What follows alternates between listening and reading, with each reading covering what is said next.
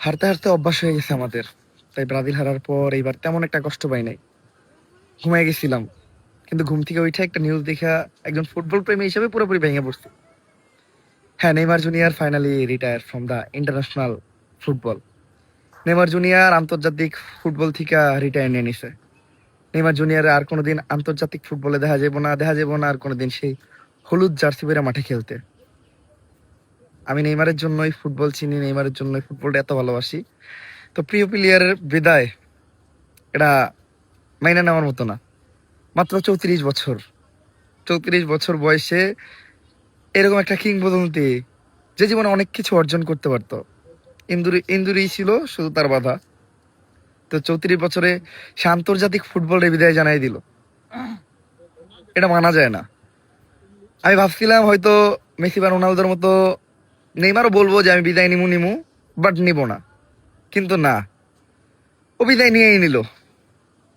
আর বিদায় নেওয়াটাই উচিত, কারণ এই দলটা আসলে নেইমারের ডিজার্ভ করে না। নেইমার আসলে একটা বেটার দল ডিজার্ভ করতো, ও আরো বেটার কিছু ডিজার্ভ করে। যা হয়েছে ভালো হয়েছে, তবে প্রিয় প্লেয়ারের এইভাবে বিদায়, এটা মাইনে নেওয়ার মতো না। হয়তো আর ওইভাবে ফুটবল দেখা হইব না। ফুটবল দেখমু টিভির সামনে দাঁড়াইয়া সবার সাথে, কিন্তু ওই আনন্দটা আর কাজ করবো না যে না আমার প্রিয় প্লেয়ার মাঠে নামবো, স্কিল দেখাইবো, হয়তো একটা গোল দিব, একটু উল্লাস করুম, একটু চিল্লাচিল্লি করুম। এটা আর কোনোদিন হবে না। অ্যান্ড ব্রাজিল সাপোর্ট করতাম মনের এক কোণ থেকে, পুরাটা জুড়েই ছিল নেইমার। নেইমারের বিদায়, তার সাথে সাথে ব্রাজিলেরও বিদায়। ব্রাজিল যদি এরপরে বিশ্বকাপও জিতে, হয়তো টিভির সামনে তারা একটা হাসি দিমু, কিন্তু কখনো ওই উল্লাসটা আর মন থেকে আসবে না।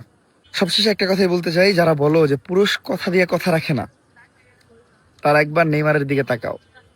ও বলছিল এটাই ওর শেষ বিশ্বকাপ, এন্ড ফাইনালি ম্যাচ শেষ হওয়ার সাথে সাথেই ও বিদায় জানাই দিছে ইন্টারন্যাশনাল ফুটবলে।